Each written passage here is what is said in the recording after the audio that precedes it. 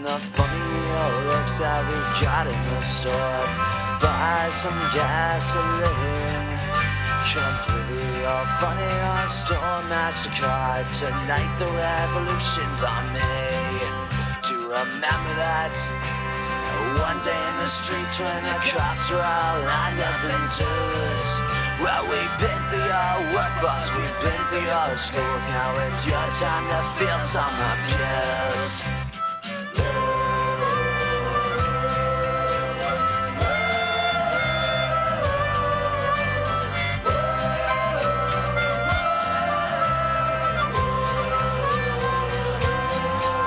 As a TV man lies to his teeth, in your homes he swears you should be. He says please remain calm, there's no need for alarm. Well, our kids play with tear gas in the streets, and the cop cars are now smoking embers. The problems that we used to know. Say goodbye to mom and pop, there's no room for your shop unless you got the money to play.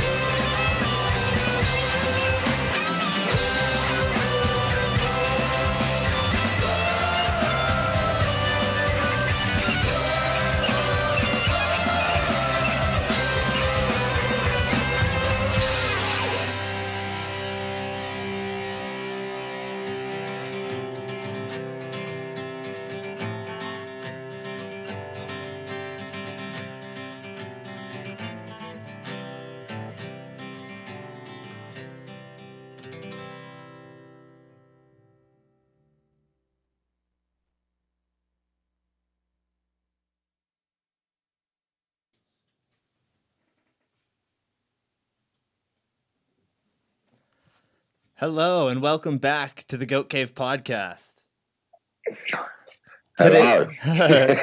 Today's guest is one of the most legendary people on a bike, I would say. You're the baddest motherfucker on the planet. He has rode for S&M bikes for well over 20 years, and at 49 years old, he is living proof that you're only as old as you feel. The Fids, everyone. Hello. It's really good to sit down and talk with you, even if we can't do it face to face. But I just wanted to. It's bad. That's the modern times. It's good. Yeah, it's awesome, eh? Let's jump into this. Do you even know how long you've rode BMX for?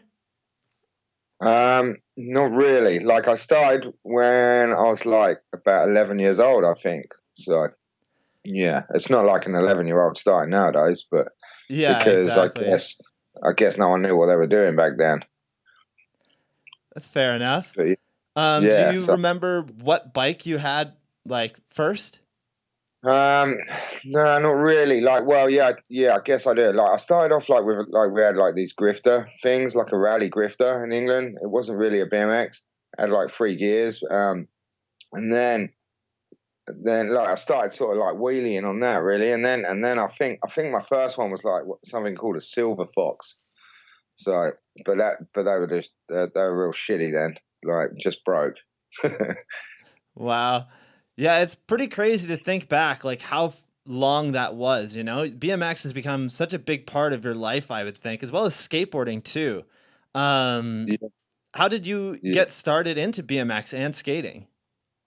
Well, there used to be this kid that lived opposite me, like when I was 11, and like he was like a rich kid, I guess, and his parents sort of made him like an Evil Knievel suit, like an outfit.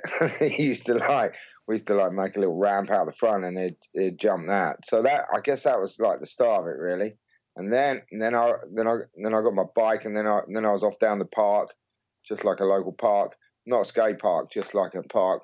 And then from there, word of mouth, I heard that there was a skate park a little way away, like in about 2 towns over. It was about like a 40-minute ride. So I just went there, and basically that was 3 banks. And they started off low. It was in a U shape, and they started off low and went big, and then everybody would like jump out the big ones. And then when I was there, everyone talked about this other skate park called Gillingham. That was an hour away on the train. Now I was only 11, and yeah, that was. I mean, like when they talk about that, you're like your mind just races, you know. Like they were talking about this blue bowl, and the snake head and everything, and like I didn't know what that was, but it had like a half pipe, it had like a pool, and it was crazy. So I finally I couldn't tell my parents I was going there. There was no way I was allowed. But I just went there on the train one day, and then that was it. And I was just addicted from that day onwards. That's crazy. That's like such a good story that represents BMX in my mind, you know? It's really cool. I mean, like it was just nuts. Like the first day I went to that skate park, like everything was just full of like green algae water. It was like minging. Like I guess no one had done any maintenance or anything. And within half an hour, it was so nuts. Like within half an hour, the fire brigade turned up, and they started pumping out like all the bowls, pulling out like shopping trolleys and stuff. And then they used the water from one to blast the other one, and then they like cleaned it all. And then they packed up and left, and then it dried out, and that was it. Like, but I didn't know what the hell was going on. But there was one guy there back then, Glenn Lewis. He was just amazing. Like that blew my mind seeing that. And then I sort of knew what was capable then, because I guess that was like I couldn't even afford magazines or anything, so I hadn't seen anything. So yeah, that was the full start of it, really. Skate park life. That's awesome. That's really cool. I remember back in the day when I first started, like same thing, you know. What year did you start? I'm only 23 years old, but I started about say 8 years ago. And when I started, I moved to this new city. I was like a small town kid that really didn't know anybody when I moved here. Like I really only knew my parents, and that was it. And I would just kind of bike around this city, like close to my house. And the one day, these dudes with BMX bikes, like, were across the street, and I was biking, and they yelled at me. They're like, "Hey, BMX kid, get over here." So of course, I kind of roll over. I'm about 13 at the time, I think, and these guys are well into their like 20s, and they're like, "Hey, do you want to come ride the skate park? Like, ride the odd?"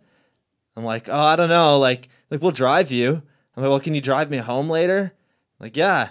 Like, okay. So just hop in a random truck with like 4 dudes with BMX bikes, never met them before.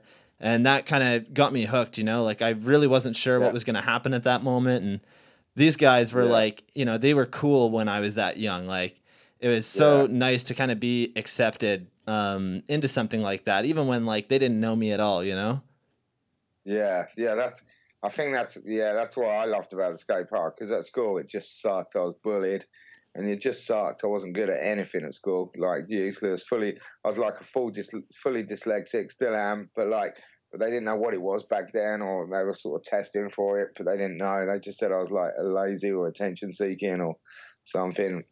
And it was just crazy, the skate park. Like everyone was equal. No one cared. Like they were just stoked that you were there.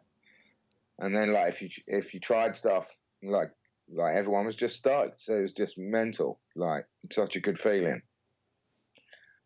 We have like such a similar story. Like the town that I started, you know, like when I got my first bike, I was living in this small town, but I wouldn't really classify it as me really starting to ride BMX.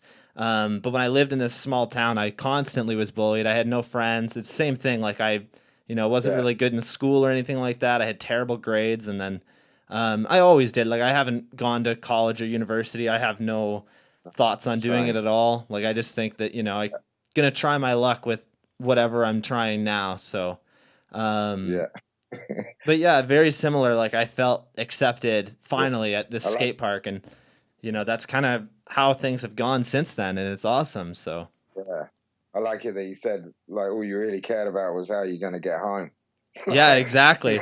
I didn't, and the best part is my dad. I don't even think he knows about that story yet. Like I was so Ah, young, and I didn't tell him. And then I remember the one day we went to the skate park a couple months later, and all those dudes were there, and they were like, "Hey, you got new parts for your bike? Like we haven't seen you in forever." And like I yeah. had to come up with some story to tell him because I didn't know what to say. I didn't want to be like, "Yeah, I got in a truck with 4 random guys because I had BMX bikes." Like, you know what I Yeah. mean? Even though he's a skater, so he would probably really appreciate that. He would probably Yeah. know like he, Yeah. He'd understand that, I guess. But yeah. yeah. Um, Like but when I used to go to skate park as well, I loved it so much that I'd stay up there, and then like this is time before phones and everything really. Well, like people had phones and stuff, but not really everyone. And then I would tell my mum that I was staying at a friend's house. I forget who, but I knew they didn't have a phone, so she couldn't check. And then I would randomly just sleep in people's sheds for the weekend up there, because it was like an hour away, and it was just so expensive to get the train, but you used to be able to buy a ticket for like two over a weekend, So go Friday, come back Sunday, and then I just randomly sleep in sheds. Like nowadays, imagine if someone opened their shed in the morning and found like 11, 12-year-old kid in there with his sleeping. bike hanging out. Yeah, like I'd hide my bike in a bush somewhere, and then it's great. Like that, I'd be taken off your parents these days, and then the people with the shed would be in trouble. Oh Like, yeah.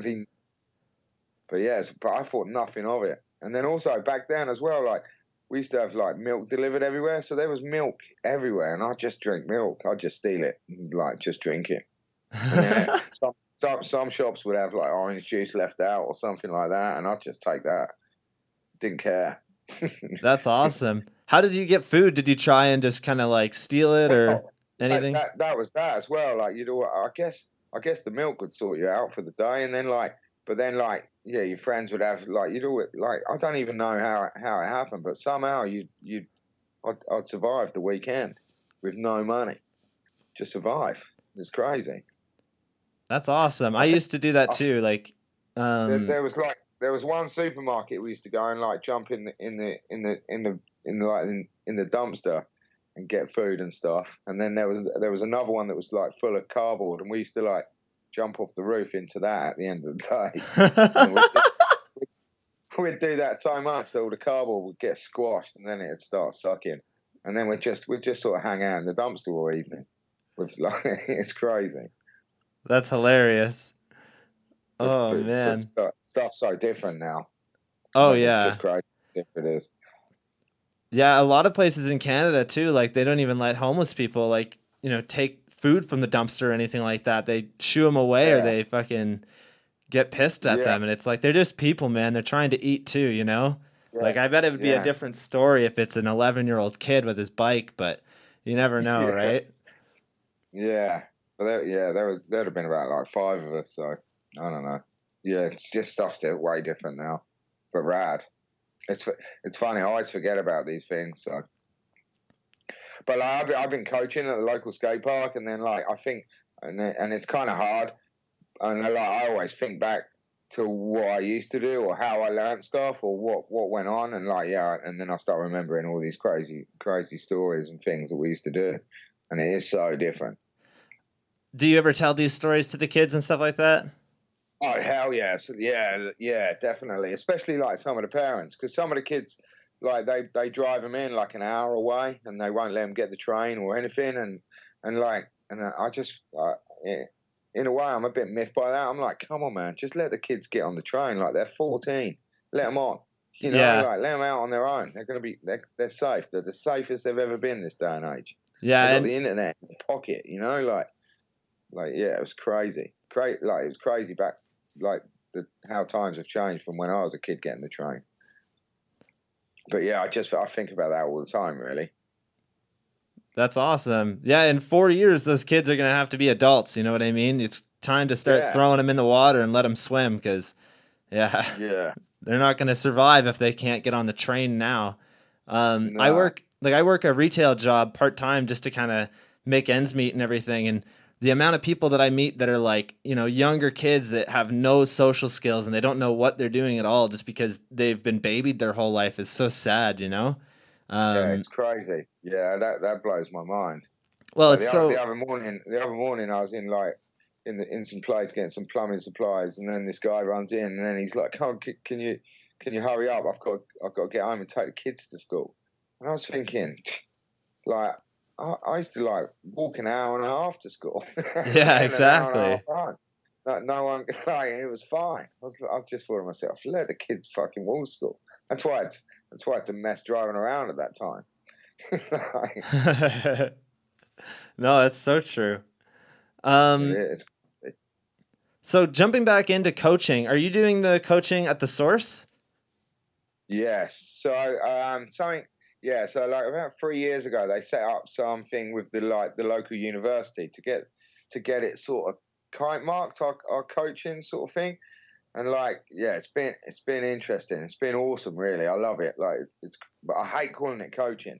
Like, I'm not really a coach. Like, what I seem to want to do and try and do is just I get the kids in there, and then I get them to use the park basically. Like, I get them to drop in everywhere, and then like show them lines around the park. Like, if they can drop in everywhere and show them lines around the park, my job's done.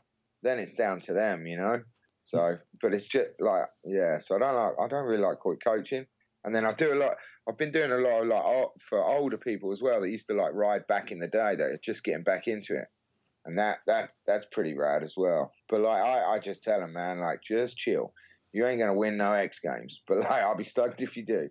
But just chill, like, And then like you might have been at a level all these years ago, but you'll soon be back there, But don't rush it. If you rush it, you're just gonna hurt yourself. And that's when it sucks, when they start falling off and hurting themselves quick, Like, and then, so I just make them chill, and like, yeah, it's rad. That's awesome.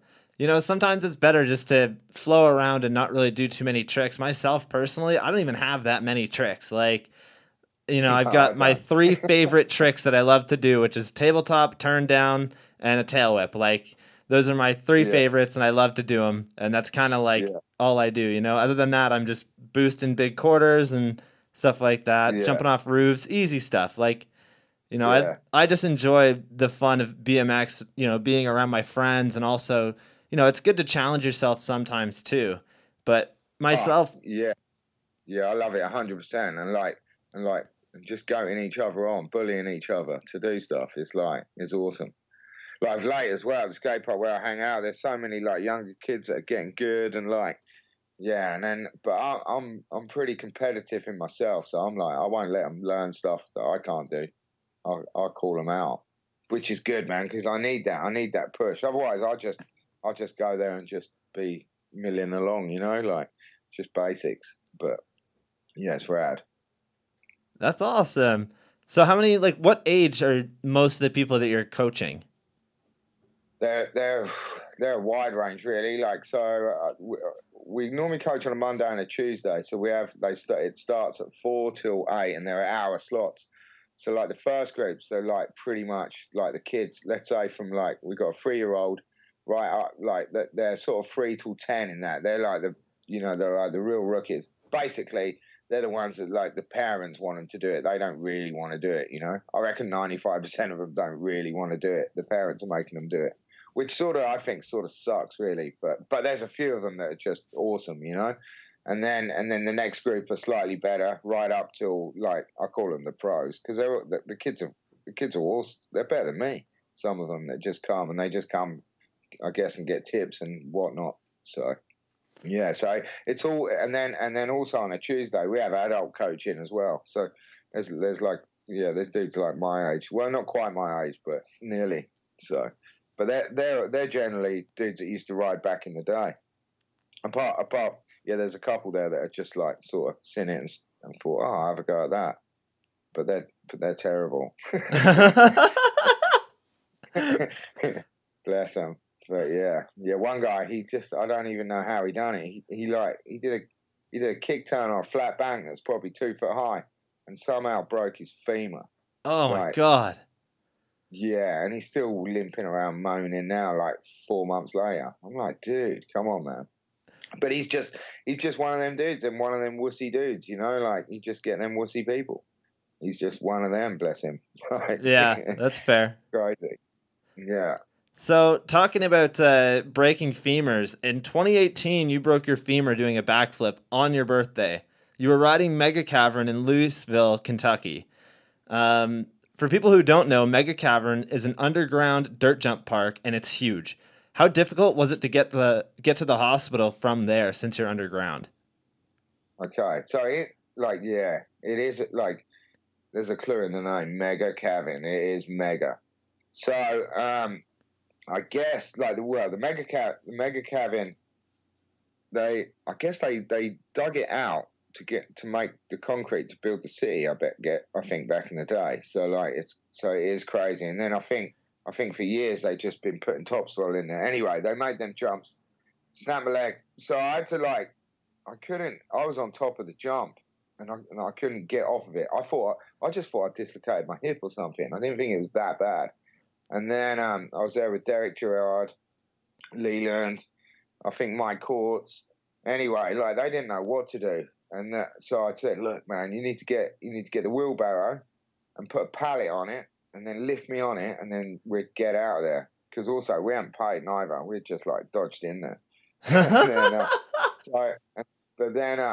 So we just thought we'd be in trouble. So let's just get out. And then like as they were lifting me off the tabletop, I think they dropped me like twice. Oh. They dropped me twice. Then they put me on the pallet, and then that was I can't even tell you how long that walk was. It was like so far. It was like a 25-minute walk with a wheelbarrow, just chilling. Like that was only to the door, and then to the door there was like another 20-minute walk out to you as outside. So and then they were wheeling me on that wheelbarrow, and then once they'd wheeled me on that wheelbarrow, they dropped me twice off of that. And then when it just fell off. And then when I got to the doors, they had to take me off of it, put everything through the door because it didn't fit, and then reload me back on it before I got even to the van. So it's probably like an hour to get out of there. That sucks. It was a scene, man. It was crazy. That's probably one of the. Go on. That's probably one of the worst places to actually like break your leg or get hurt in general. You know. It's like such a cool park, but fuck, man, getting out of there has got to be a pain in the ass. Yeah, it just sucks, and it just sucked. It sucked, but we just MacGyvered it. It was fine. But yeah, thanks to Derek wheeled the wheelbarrow out. Yeah, it's good.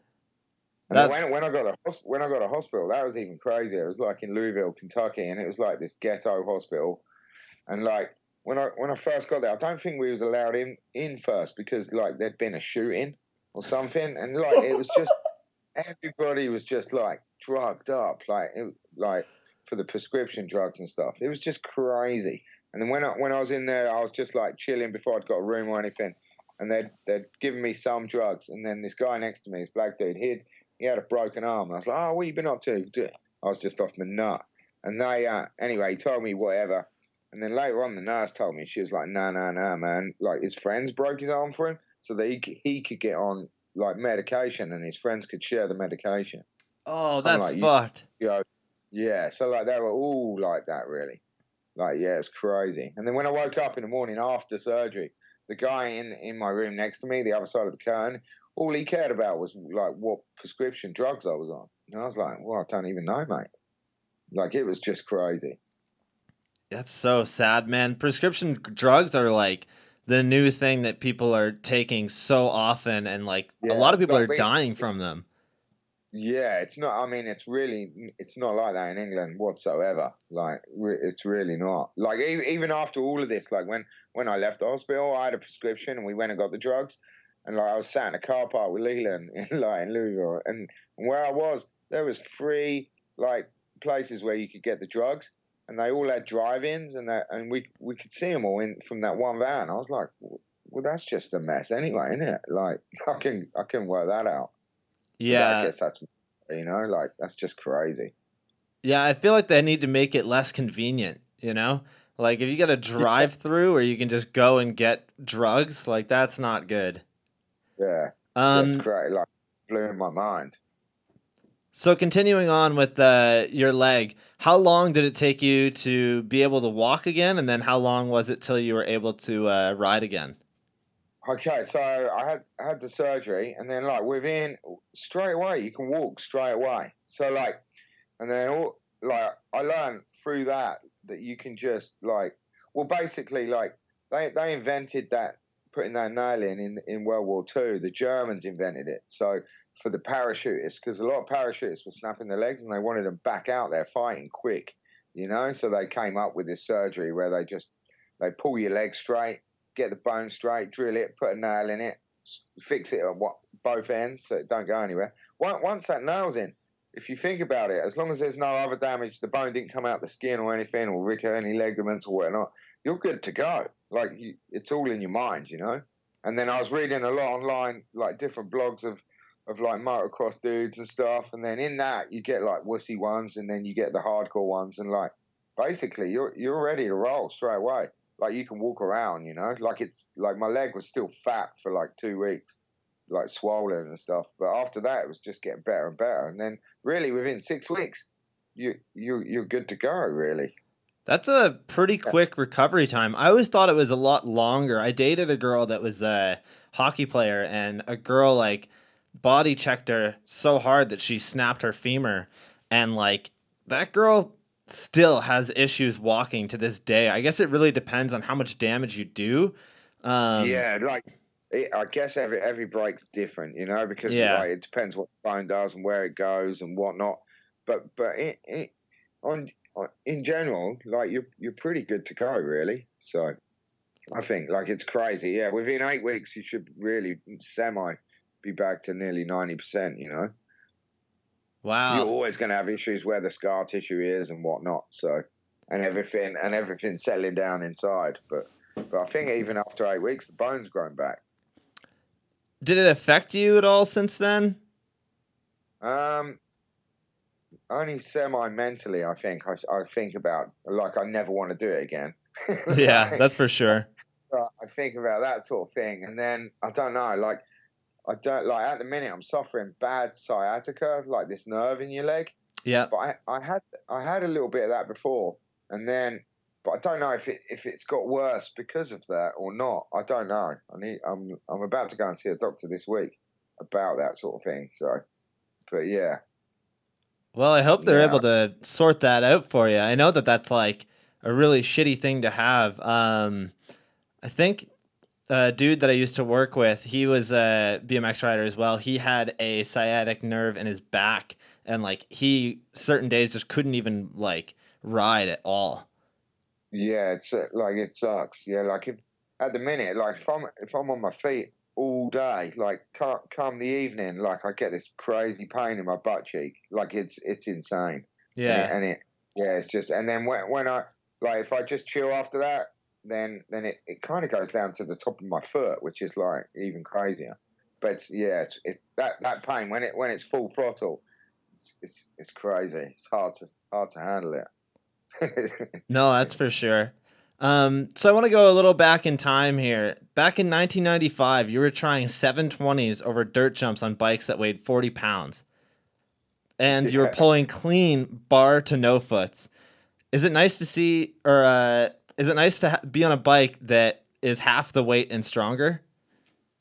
Yeah, it's like, it is crazy. Like, yeah. That's like today, that's so much better. Like, so much lighter. So like the angles are all worked out. Yeah, it is such a difference. Like my bike at the minute is the best. I love it. Right? Yeah. What? Yeah. That's like, awesome. It's kind of weird. Like I meet so many people that talk about like all the old bikes and all that, and I get it. I get the nostalgia and stuff, but I just think they suck. I hate them. I'm like, dude, they just suck. Nothing worked. Like it was all just shit.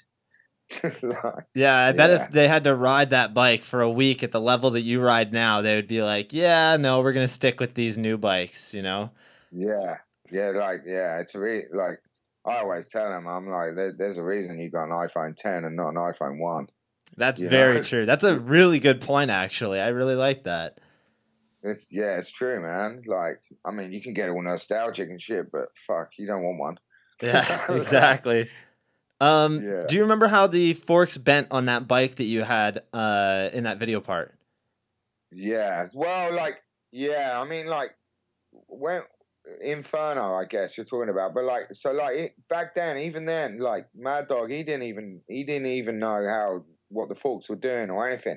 So me and Griffin would always be breaking forks or bending, like snapping the cranks or whatnot, and we would It got so bad that me and him would like fucking flip a coin who's going to go and ask Chris to like if we can have some new parts because we've broken them because we ain't even had them that long, you know. And Yeah. like we knew that Chris would be he'd be mad at us, you know, because we were like, oh, you only had them that week or whatever. But all we've been doing is just riding, you know, down at Sheep or whatever. And then but the reverse side of that is he was stoked because he was like, well, if these guys have had them a week, I can't be selling this shit. And if they're breaking, you know, like we need to sort this out. So it was working both ways.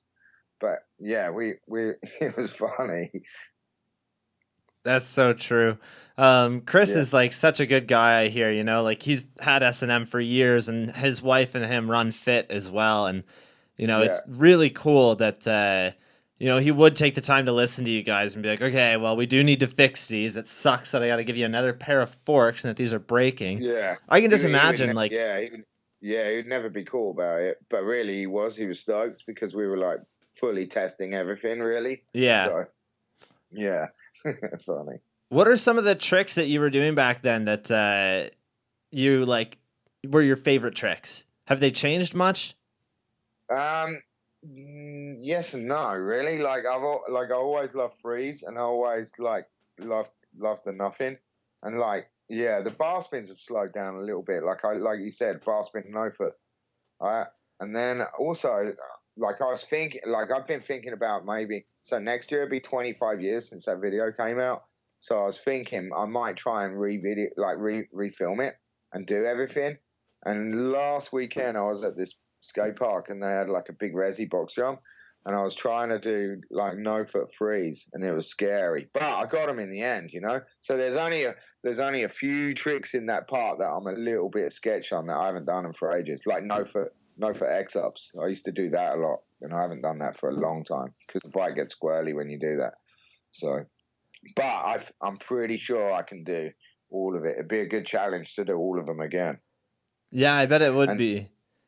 And then like the nothings, I just keep doing them anyway, so I can just do them anyway, not a problem. So Yeah, that's my go.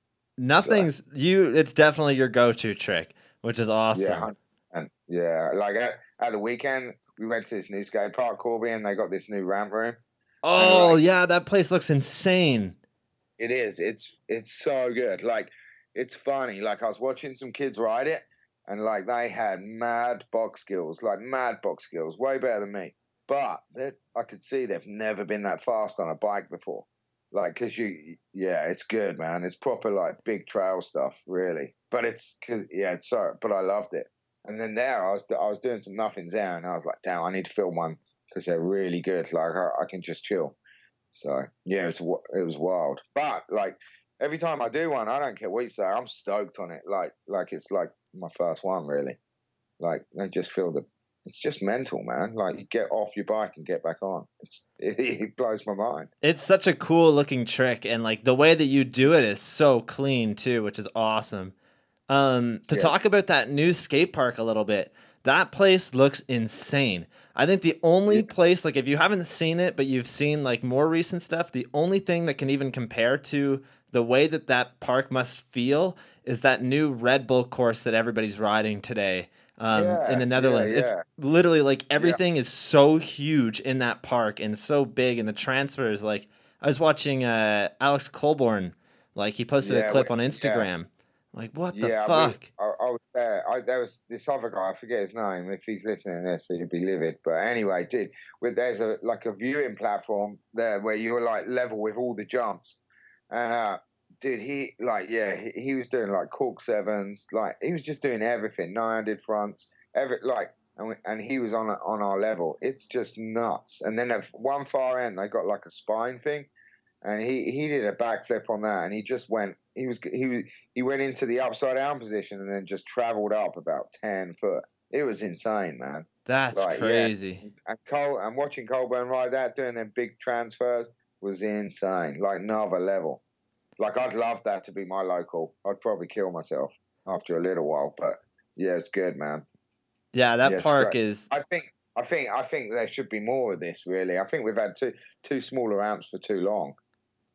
Yeah, that's for sure. In Canada, a lot of the parks around here are like street plazas. Like, especially, we don't have Yeah. any like outdoor wooden parks, which is cool, but a lot of them are very small street plaza things. And like, in order to actually go to a cool park, you have to go so far from where I live, at least. And, Yeah. Well, that one's like 3 hours, 3.5 hours from us, really. oh, So, wow. but it's good though, man. It's good. Like it's a proper training facility for like Olympic training facility. Like you got everything there: the resi, the big foam pit, big resi, big quarter pipes onto resis, like spine to resi. It's rad, man. I love it. I love seeing people progress like that. Like I find it weird that people bin people as well for like riding on a resi. It's like, well, fucking, what do you want me to do? Set fire to the floor? Put fucking tax down? Yeah. Like, dude, it makes sense. Like, No, yeah, I'm a firm believer that resi still counts, but I definitely believe that you should try and pull it to wood eventually, you know? There's definitely 100%. Yeah, yeah, there's a yeah, lot of 100%. like I live pretty close to Joyride 150. I'm sure you've seen clips of that park. You've maybe Yeah. even rode it before. I don't know, but I've never been to Canada, so yeah, um, it's huge. Like that park is really big, but a lot of the like local kids just ride like the resi ramp there, and yeah, they've got like a really good setup where they've got the resi ramp with the quarter to resi and the box jump, and then in the park room, which is literally right next to it, they have the exact same like resi quarters with a like wooden kind of mellower bank quarter, I guess, and then the box jump in there is the same except that the end of it is lifted, so it's a step up yeah, instead of like a box jump. yeah, Yeah, I just feel like a lot of kids just ride the resi ramp and that's it. It's like there is that yeah. perfect one right over there that you could do the exact same trick on. But then they're going to hurt themselves, maybe. Yeah, true. Or a little more. Like it was funny last weekend. I took this little kid Noah with us. We've been taking him to all the backyard contests. Anyway, he's such a little wuss, bless him. But like he always wants instant. But he was loving it on the resi. He could like fall off and slide. Once he'd done that a couple of times, he was like, "Oh, this is all right now." And then and he learnt freeze, which was like so rad. Like, but he never falls, never wants to hurt himself. So, and I think that's a big part of it as well. You got to take a few hits, Yeah, But it's that's hard for sure. to tell him that, like he's always on about, I want to learn bars, I want to learn bars. I'm like, dude, the first 10 are gonna suck. You're gonna eat shit. You're gonna like hurt yourself, but you'll learn from it quick. And you could see that in the 360s. He was like falling off, and then he just got it. Yeah, Yeah, it's crazy. 360s were like the hardest trick for me to learn. I learned them fly out, and I was eating shit constantly. Like I went to the skate park for about a month just trying to get this trick, and it's a concrete like fly out park, and just every time would eat shit. And now I go back to that park, and somebody could literally park a car like right where I was doing it, and I'll three over it. I've done it. So yeah. Wow. But like I tell the kids, like when they learn that, like motorbikes, like motocross, they can all do backflips, all of them, easy. But none of them do freeze. Like that's a reason, Like freeze is hard. Like you got completely different, I mean, like some motocrossers are sort of doing freeze now, sort of cork freeze, but they're not doing like big flat freeze, No, I definitely There's would agree. Yeah.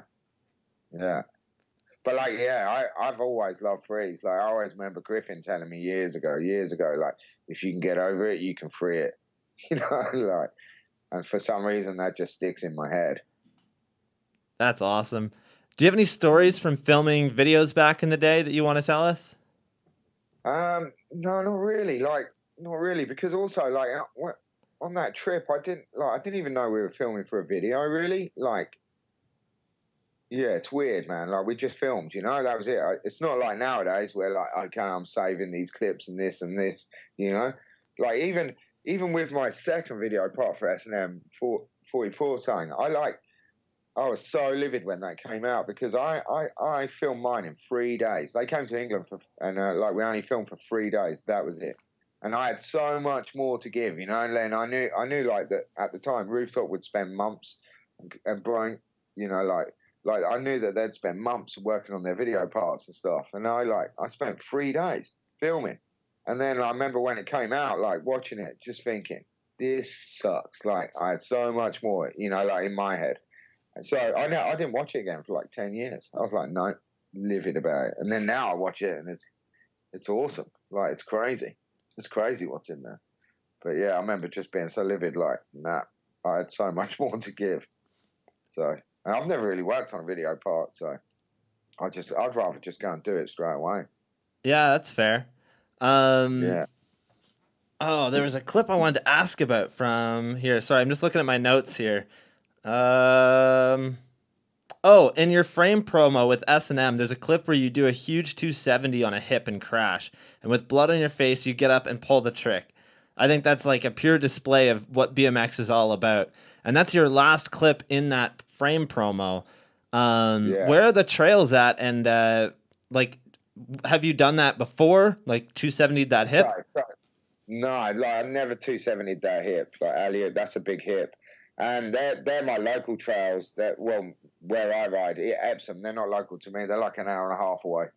But like, yeah, that spot is amazing. I've been riding there, I think now for about nearly 12 years.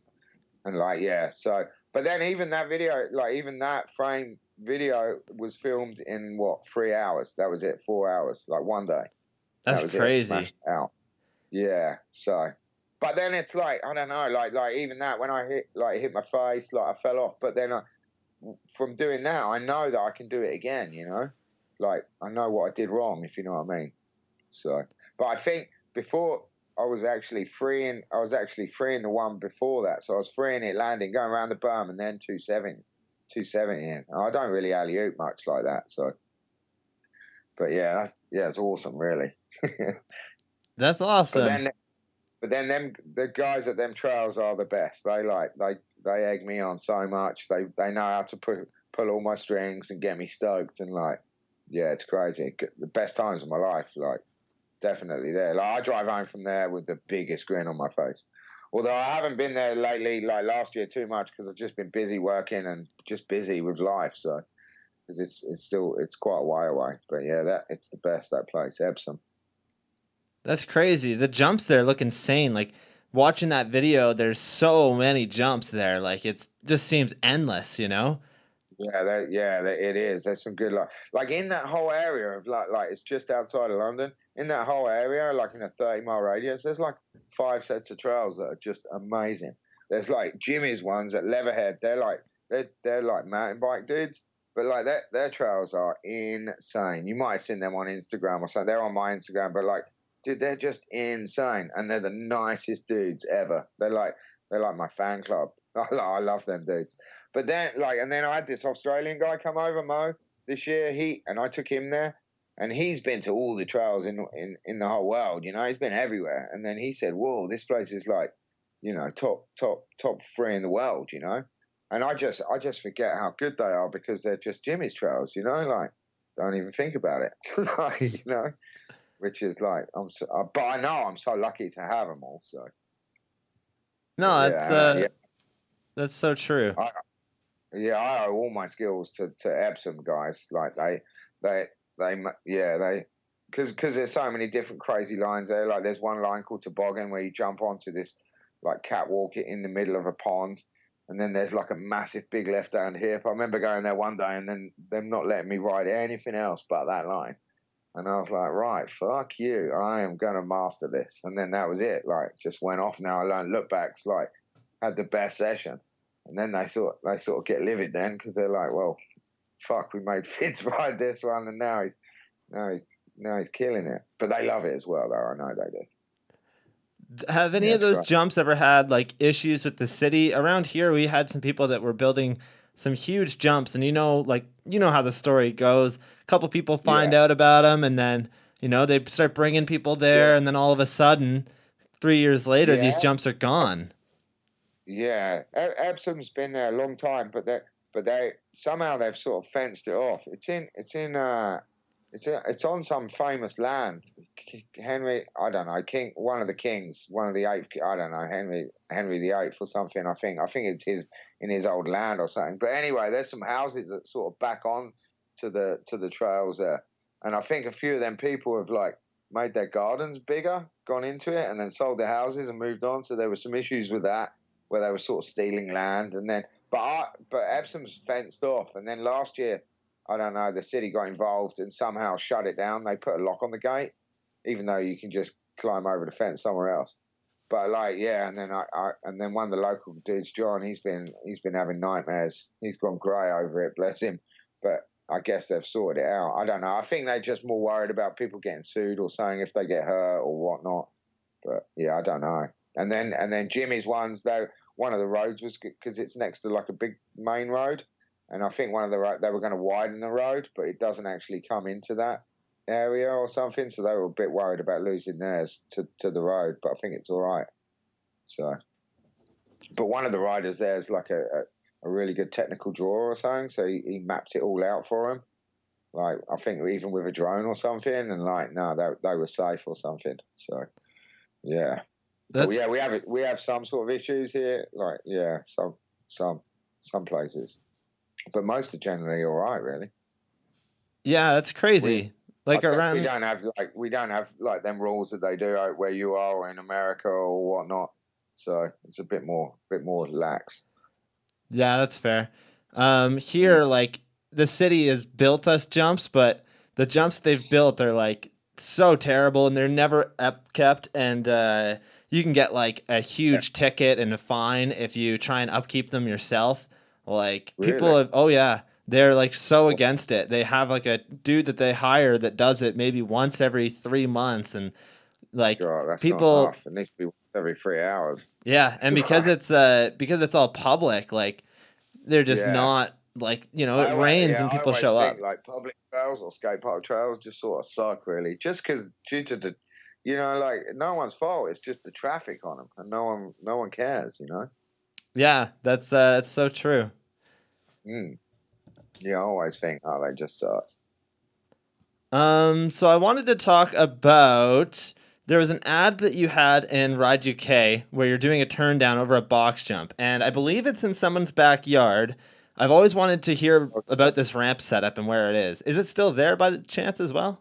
No, that I think the one you're on about is the Source. Like, so the Source had moved to a church. There was this old empty church, and they moved to the church, and they had the shop in the church, and a bit of it was like the distribution warehouse, and then one of the main rooms in the church, they had like a bowl, and then on the church as well, there was like a bit where the vicar lived, like the house, and one of the owners, Mark, he used to live in the house, so he had the garden. Now, so the garden, it was weird, but like all like a really odd shape and everything. But he came up with the idea, well, let's put some ramps in and we can have like jump boxes over this wall and over that wall. And then, basically we just jammed all the ramps in that we could into the space that we had and made it work. So like two of the boxes were over walls that we couldn't take down, so we just built boxes over them. But yeah, that was so fun, that spot. It was just sort of like DIY, but we just made it all work. It was rad. That was one of the funnest spots, really. Yeah, I've seen like countless videos and photos of people like just riding that setup. Chase Hawk got the cover of Ride there doing a big table 3, I think, on it as well. Yeah, I think you're right. Yeah. there's so many different like clips and everything that I've seen of that spot, and I think people kind of forget about that one, you know, because like everybody Yeah, remembers T1 and like how that ramp is now gone and whatnot, but that ramp to me was like so much cooler because it is in the back of a church, and you yeah, know, it it's was it just was such a cool little DIY setup. It really does say right, BMX right, when you look at it. yeah, it was right next to the train track as well. So you had the train track one side of the fence, and then the garden. It was just like jammed in there. It was so sketchy, and then some of it, if I did a big free, I'd always think I was going to hit the house. Yeah, it was Oh sketchy, man. but so fun. Yeah, I like them spots like that. Yeah, that was such a cool like spot, you know. I really wish that I would have known more about it. Like it's just one of those things that like you kind of have to be within BMX to really hear about it or find Yeah, stuff about it, you yeah, know? it wasn't like yeah, it wasn't like a public one neither. It was sort of invite only in there, but they were pretty lax about it, you know. Yeah. So, but then it was crazy. So in that street as well, people would park their cars because it was just outside of the town range, you know. So there's sort of free parking for 4 hours, and like yeah, people would just be freaked out because they'd just see people flying around, but they couldn't see what they were flying around on, you know. They just see them flying. Yeah, which was awesome as well. Because we put big fences up so that people wouldn't see, you know, as well. So Yeah. because I thought they were going to get in trouble as well for it. So Yeah, I think there's a clip of Chase Hawk. I forget what he did on it, but he did this huge like air over the box jump there, and it was so big. I know that that was yeah, just one of those things that speaks out to me for some reason, yeah, but yeah, that spot looked incredible. Like it's so cool that you got to ride that, you know? yeah, no, yeah, it's awesome. Yeah, like another one you just take for granted, you know, it's just there and like yeah. But like summers, it would run really from about April till about like October, and it was so good. Barbecues, like yeah, just hanging out, well good.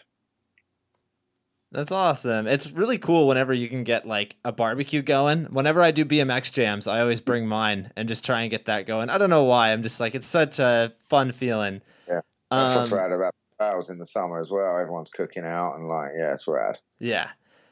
So you're a BMX rider and a skater. What came first? Yeah, I would guess BMX. yeah, 100%. Yeah, like so. Yeah, definitely. Yeah, it was BMX, and then I like what happened was I was just going to that skate park. I was talking about the first one I ever went to, Gillingham, and then one day, like I guess all your friends just like get out of it, get girls or whatnot. But I just like the skate park scene. And then one day I remember that I was there, and then so like this dude turned up. He was like much older, Billy Smith. He skated for Zorlak, and like he got his board out and then he started putting his pads on. I'd never seen big pads like that or big board like that. So I was just shocked, but it was awesome. Anyway, and then he would like even spit at us because he hated the BMXers. And like he had this high pitched voice. He was like this gnarly dude. And them sort of dudes there was always like crazy stories. So you knew he was the gnarly dude. But like most of the stories probably bullshit. But anyway, and then he padded up one day and just started ripping around the pool. And then he did a hand plant, and I was like, "Fuck, that is the coolest thing ever." And then I don't know what happened. Somehow I managed to get a skateboard from somewhere, and then just yeah, I was just going to skate park all the time. And I just sort of stopped riding really and just started skating all the time. And then yeah, I was just skating all the time. And then like after about 4 or 5 years, I'd just been skating. The bike was still in the shed, but then I started hanging out with other dudes that rode again, and then yeah, and then just transitioned back into riding again, but still skated as well, which was yeah. So that's it. But I love both, and that, at the time as well, it was like it weren't cool to do both or anything. Like you had to be one or the other. Like I remember going places and like skating good, and then people going, well, fuck him, he's a BMXer, you know, and then and vice versa, you know, like fucking yeah, like that skater's a bit BMXer, like yeah, it's weird times because like in my head I was just like fuck, I like it, like I didn't understand why people hated on one because I liked them both, so it's strange. It is really strange that that's still a thing, you know? Like I go to certain parks and still get flack for riding a bike, and it's just kind of Yeah. dumb at this point because realistically, it doesn't matter. Like, you know, both of the BMX Yeah. world and skate world are so similar. Like my dad Yeah. skates, and he's never ever given me any hate for riding a bike, and he's always supported me with anything that I've done. You know, like Yeah. Yeah, it is weird. Like this day and age, it's a bit more acceptable. Like you can do both, and no one really cares. But there is that hardcore pocket that frown upon it. You know, I know that. You know, like it's weird. Like I remember once we was in Lockhart in just outside of Austin. I was with all the Credence guys and everything. We went to the skate park there early in the morning, and there was some hardcore old school skaters there, probably my age, you know, and they had a stereo and they were like blasting.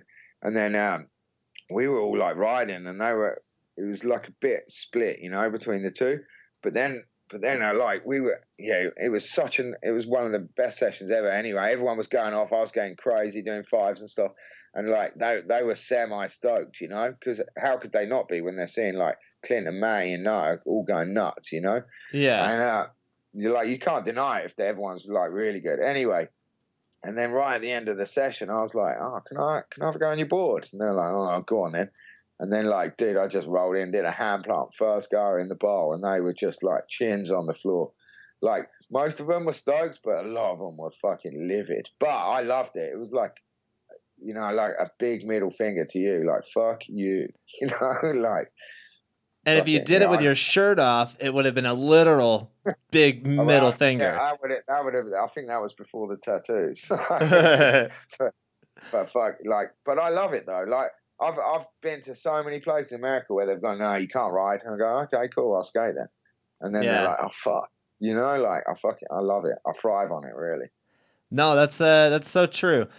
And hand plants are like, I gotta say, they're probably your go-to trick on a skateboard, and you're not doing them on little shit. Like it's always big, huge ramps that you're doing them on. But that's what I like to skate. I always skated vert. Like I was a vert skater. Like I love it. But yeah, so yeah, I don't know. Yeah, I love it. It's such a good go-to trick. Everyone loves it. I get all the kids to learn it at the skate park. Like, yeah, I've got a couple of little girls that learn it. Little Violet, she's learning them. She's only like 6. And she can do little ones in the bowl. It's rad. How hard is that trick, anyways? It's not, man. Like it like to get them where you're like fully locked in and installed. That's hard. That's like an eye in itself. But just to like get the wheels out of the coping and put your hand down and go around, it's pretty easy, really. Like I can show you how, and like within half an hour, if you was 100% committed, you'd do one near enough with the wheels out the top. Wow, it's not hard. Yeah, that's crazy. But to lock them in and install them, that's a whole new art. Yeah. But then I went and learned everything. I learned eggplants, everything. Like I would do like no-footed ones, everything, front foot off, back foot off. I learned everything. I haven't done so much of that of late, but yeah, I was like, I just wanted to learn them all. Have you ever done a downside hand plant on your bike? No, I've never done it. I've never even done one over the spine. Wow. I've always wanted to do one like, yeah. Yeah, I feel like... And then like, they do one on the wall, you know, where like on a vert wall where you go up and just put your hand on and then get back on. Yeah. I don't really like the look of it, but I want to do it, you know, like I like the upside down ones, like Tabron's done some, I think. Yeah, my buddy Jeff does them, and like he's a local in this park called Inflow. It's just a small little park that's got a vert wall, and that's kind of where he learned them, but he can pretty much do them anywhere. Like he is a hand plant master, that guy. And that's right. Like Morgan White does a good one as well. Yeah. Jeff, he goes to like a lot of the FBM jams and stuff. Like he was at the last one dressed up as Garfield and like did a downside hand plant on the big quarter there.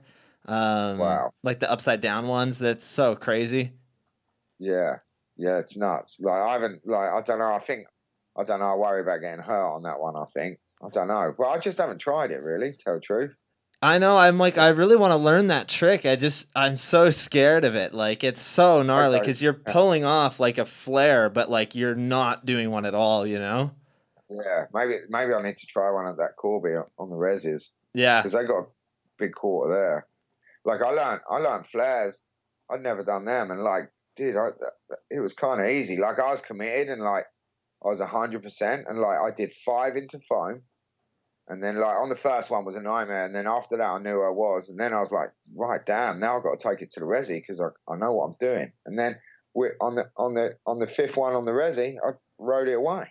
That's crazy. And then I did another one like straight after, and then I waited an hour and a half till no one was there, and then I took a couple of pedals in and did an even bigger one, which was awesome, and everyone was shocked because I was just like, whoa, check this out, and no one filmed because no one knew what was going on, and I just did a massive one.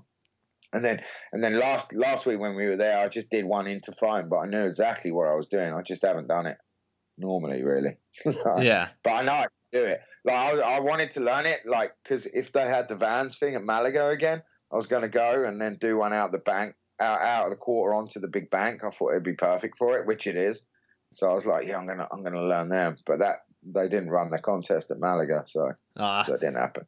Is the bull is still there? Because the one in Montreal is still there, and it's public. Like anybody can go there and ride it now, which is really cool. What, at Malaga? Yeah.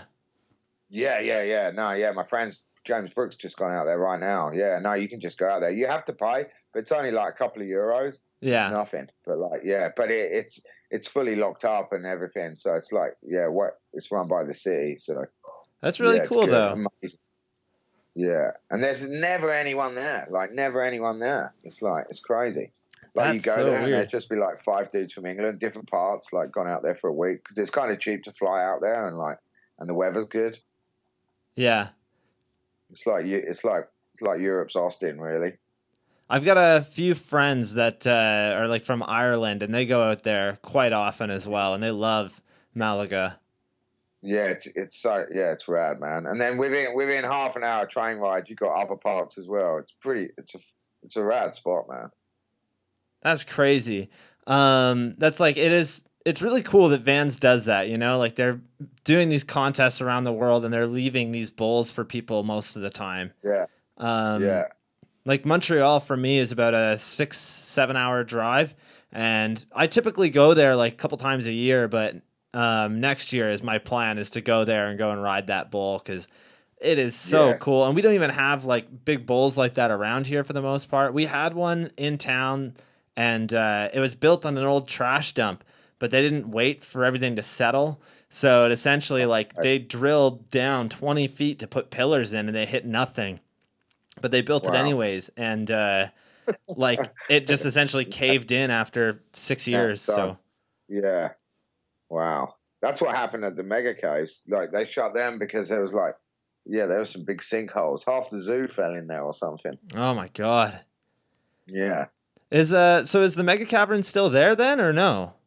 Well, it's still there, but they don't. It shut down. It shut down not long after I did my thing, but nothing to do with me, you know? Yeah. Like they just had issues with, I don't know, man. I don't know, whatever. They just had it. The people that run it just sort of sucked, you know? So that's fair. I think. And then there was, last time I was out there in May, there was like big sinkholes there, like the zoo had fallen in it, half the zoo or something. And like, yeah, there was some big issues. Wow. So. Alrighty, so I got a couple more on here. 1 second. So we were talking a minute ago about vert ramps and like you skating on them. Has that like it's always been your thing to skate vert ramps, eh? Never street or anything? No, I suck, dude. Like I can't even it'd be 50-50 if I could ollie up a curb. Oh wow. I just suck. But then if I went on vert, I could probably do like a 3-4 foot frontside ollie, you know. But it's completely different, you know. Like oh, for sure. Yeah, but then like my knees are so I've got arthritis really bad in my knees, so knee sliding sort of sucks. So I tend to put it off a bit. Well, I've been putting skating off a lot over the years, and then it was only a little while ago that I thought to myself, you know what, I've just been putting it off, you know, like being scared and like it's gonna hurt, but like just get on with it. And like so I haven't done it of late, but I did start skating quite a bit lately with little George and that down the skate park, and it's been awesome. But that's another one. It's all in the mind, you know. And then I realized with that, like I was falling off and hurting myself, and I was like, well, that's just because I haven't been doing it, you know. Like I need to toughen up, Bruce Lee it, like yeah. So Bruce Lee it, I love it.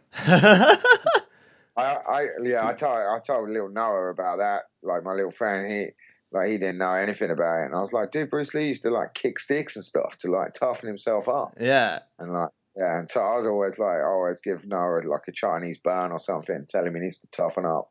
That's Like, hilarious. funny.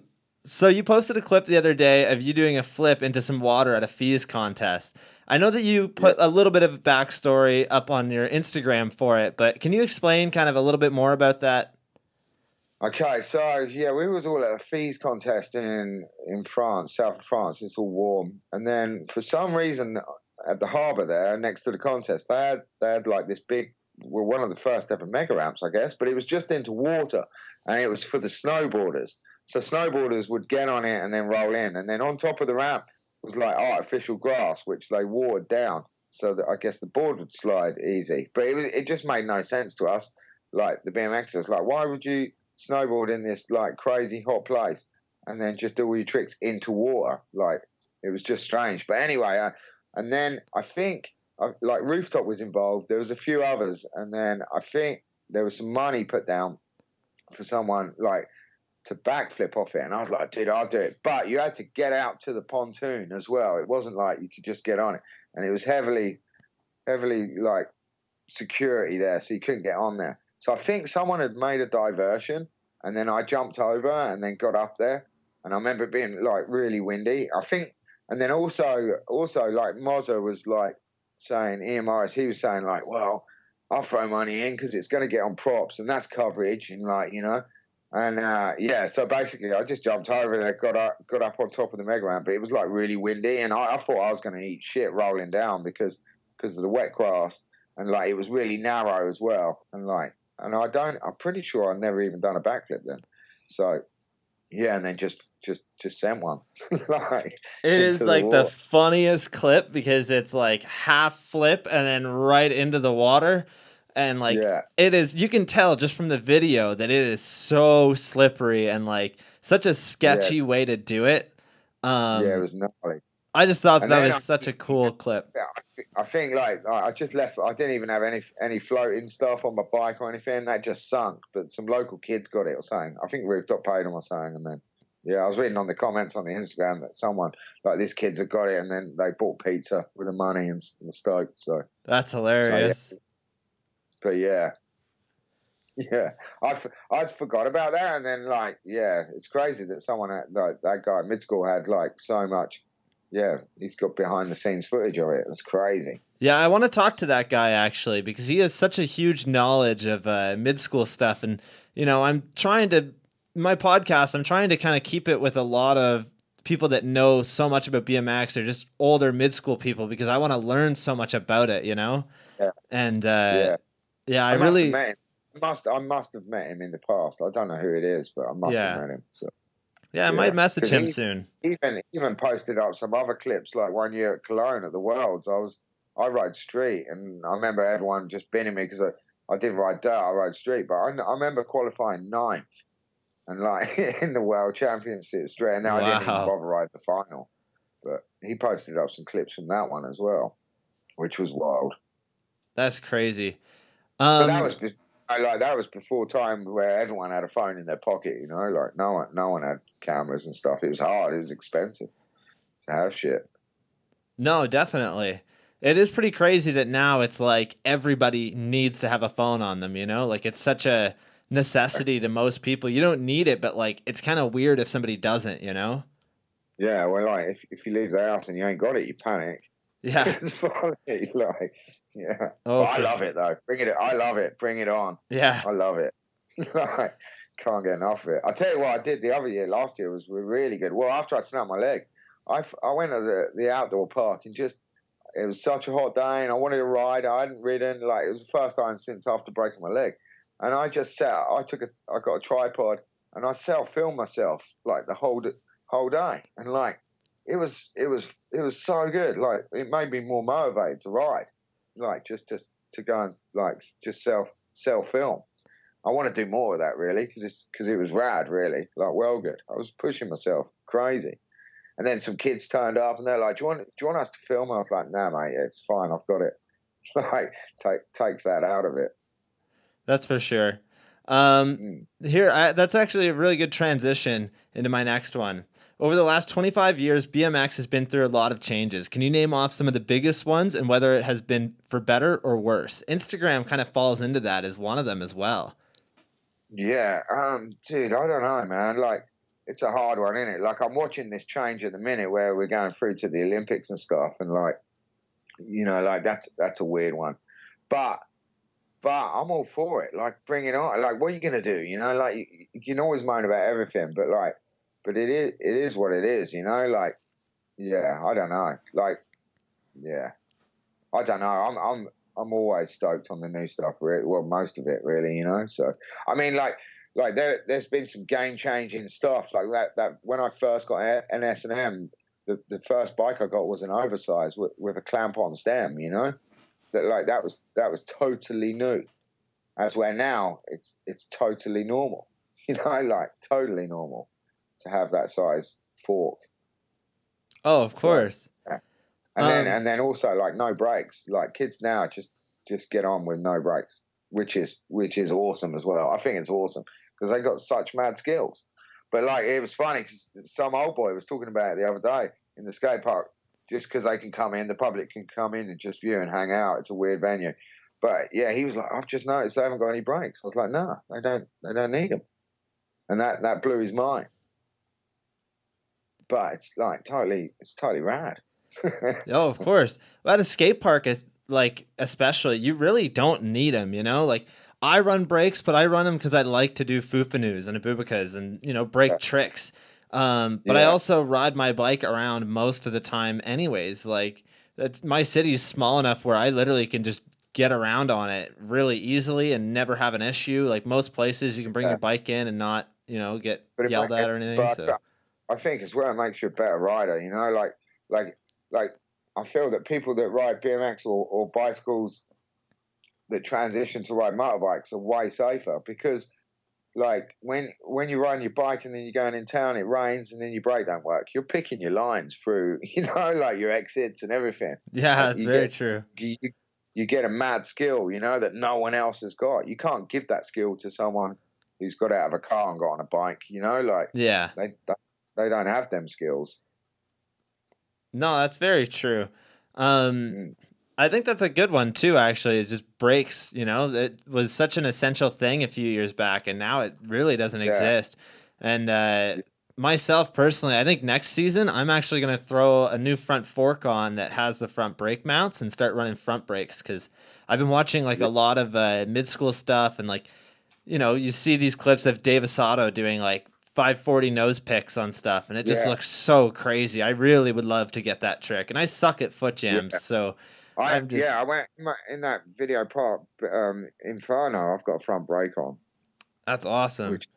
Which is crazy. And then even in that part as well, I do a toothpick grind, and I don't even think at the time many people, or if anyone had even done one. I remember like just doing toothpicks and then trying to grind them, and then I remember like doing it and then not using my brake for the toothpick, and then I was like sliding it. So yeah, I'm gonna have to find a bike with a brake for them parts. Yeah. All right. What else we got here? Oh, I want to talk about the Nitro Circus mega ramp. So you had a chance to ride the ramp, and was it the first time that you'd ever rode a mega ramp? Yeah, 100%. Yeah, crazy. So they came to England, and then they were going to be at London at the O2, which is like a pretty famous venue, massive indoor. And then then there were some tickets for the staff at the source to go up there, so everyone was going. And then I think a few people like decided they weren't going to go. And then I was like, okay, so they asked if I wanted to go and see the show. I was like, yeah, I'd love to. But I was like, look, is there any chance I could ride? And then they were like, well, we'll see. So we knew Andy's eyes. He's the announcer. He speaks different languages. He's German. I think he's Van's global team manager now or something. Anyway, he got us in. So yeah, so that more. I think it was only like a day before or that morning I got the nod that I could go up there. So we went up, and then because it was a new venue, They'd just, because they were doing a tour, so they'd just set up. They'd only just set up. We got up there early, and I went there, met everyone, met our Willie, and like it was a bit weird. Like met Wheels and stuff, and like our Willie was fucking cool as fuck. The other ones sort of semi sucked a bit too cool for school. Yeah. And then, but there was one guy from New Zealand, a really tall dude. He was awesome as well. I forgot his name. Fuck, he'd be mad if he hears this. Anyway, but like so, and then they had the set up there, and then when they said, and then we got the nod to go and ride, but they had the shorter ramp in that was steeper, so it just boosted you, and basically they blow the airbag up more as well to catch us, so it's a bit steeper. And they were all just doing like, well, there weren't many people riding, there was a few riding, but they were like doing doubles and triples on that. And then like I was like, no, I just want to jump the normal jump, you know, like I don't want to go to the room. Anyway, and then we waited a little bit longer, and then they swapped the ramps round, and then it was like time to go. And like I took like the shin pad, knee pads in one, and like, but I didn't even get a chance to put them on. I was like it was like time to go, and then like so I went up there, but it's nuts, man. Like there's no warm up. You can't warm up. Like you have to just go. You have to just roll and go, and it's I don't care what you say, it's scary, man. Like there's 63 steps up to the top. I don't know how high it is, whatever, but it was like a 50-foot gap. Anyway, and then like that the New Zealand dude was like, just follow me over, and then like they were telling me to flip it first, because jumping it straight is harder, because you got to battle the straightness, if you know what I mean. As where with a flip, it's more natural and it's going to catch you. But I was like, dude, I ain't flipping this, not yet, you know, like, no way. And then anyway, I just thought to myself, well, they jump in an armchair, so you're going to get over, you know? Yeah. And then, so, yeah, and then it's just man up, and you just got to roll in. So I rolled in, followed him in for the same sort of speed, so I knew. And like, yeah, just jumped it straight, and that was fine. And then I just run back up. Next one, I was like, I'm not going to follow you. I was just going to go on my own. So I took I think a half a cranky in. And like, yeah, didn't know under, second guy. Like, awesome. And then I was like, right, I just want to nuff in it. Like, that was my goal. I just want to nuff in it and be done. Like, and I'd always said to like friends and stuff in the past, like, if ever I get a chance to mega ramp, I will nuff in it. Like, that's my goal. I want to do it.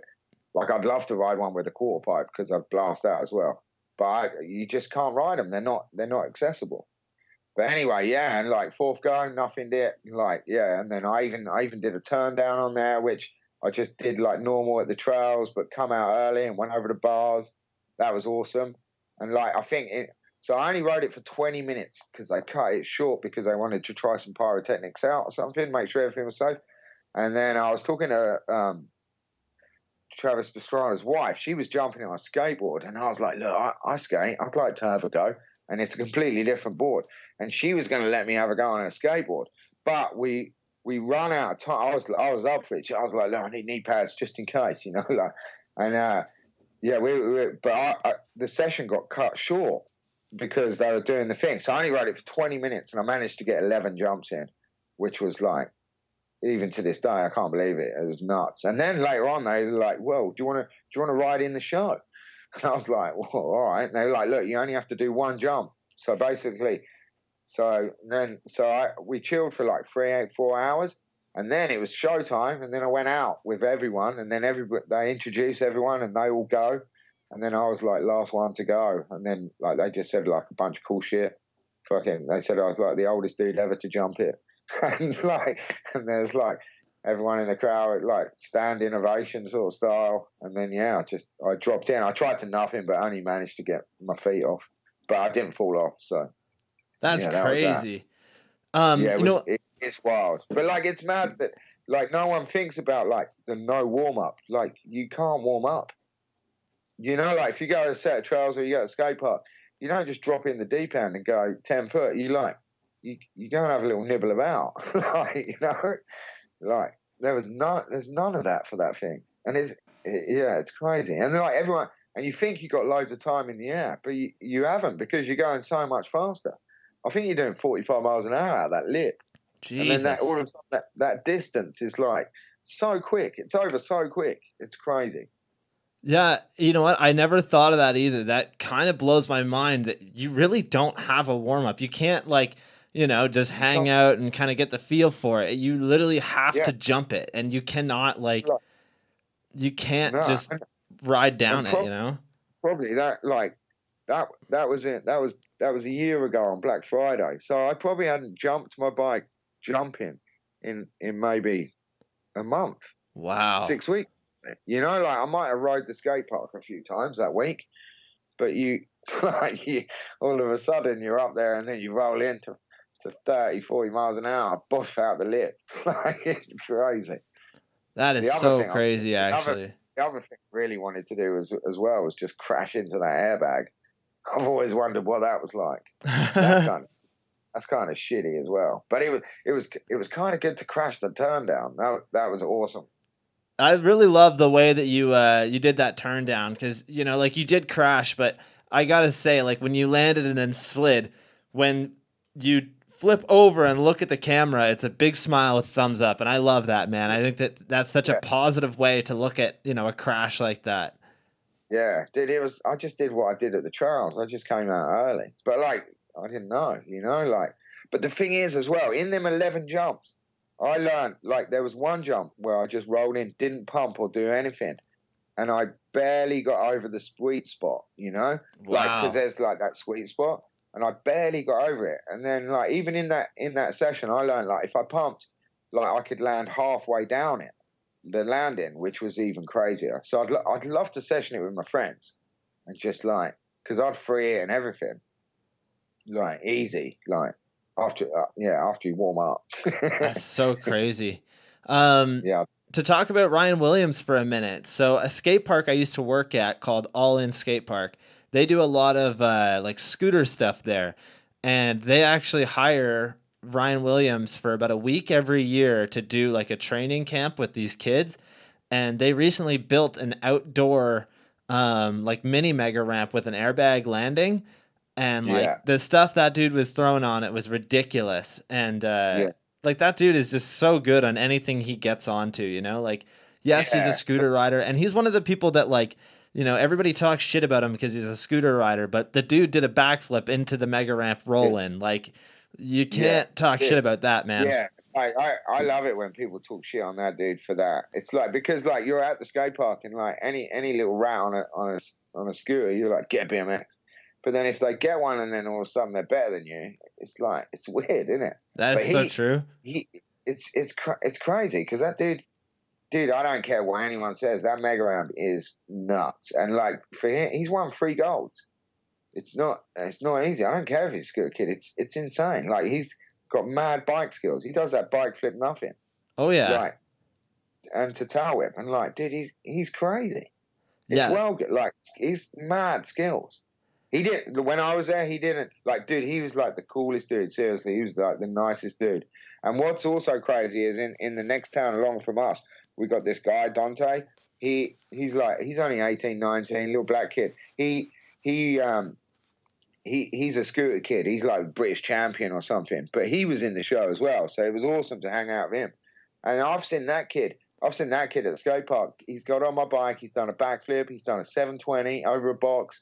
Like he kills it, but just chooses to. He backflipped El Toro on his scooter. Holy shit, that is gnarly.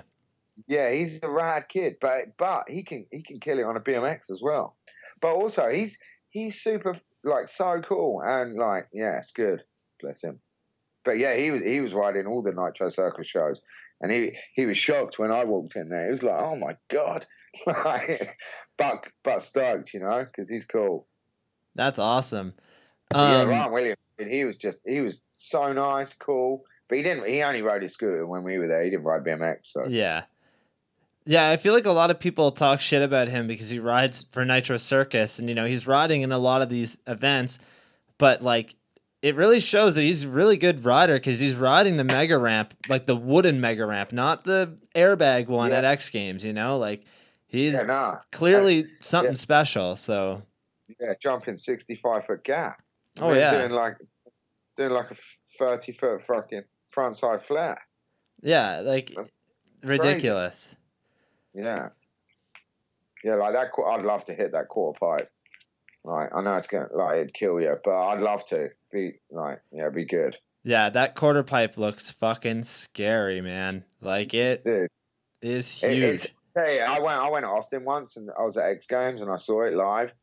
And like, dude, it's crazy. But when the skateboarders get on it, for some reason, it's even fucking nutter. Like, they go fucking so high, so much higher.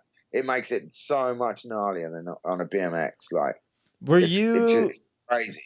were you at the X Games when the dude dropped in from the side of like the building into the quarter pipe? Nah, never, nah. You've seen Not that been to. though, right? Yeah. I forget that dude's name. Yeah, That was yeah, so yeah, crazy.